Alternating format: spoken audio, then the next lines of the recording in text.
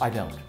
I mean, there is a common differentiation that leadership is the why and the where, and management is the how, and is sort of a lower art.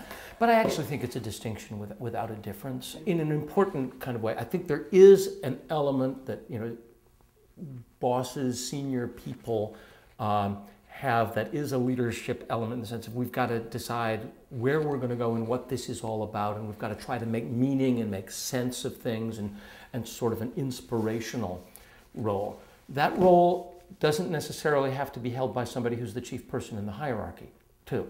The leader can there's that leadership role can be taken by anybody at any time.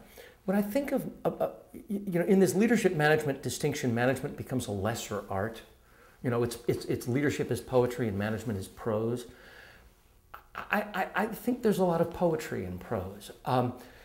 When I think about it, and this is something that I've only come to recently, but it motivates me strongly, is this idea that we spend, people who work in organizations spend at least a third of their waking hours at work. They get most of their training and education after school, or after they leave school, happens at work.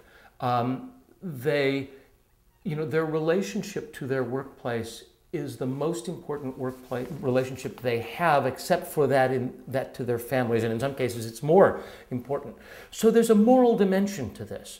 I mean, the decisions that managers make about whom to promote or whom not to promote, or the decisions that the seemingly little decisions managers make about whether to treat people rudely or kindly, are decisions with kind of large moral consequences for themselves and for the individuals around them.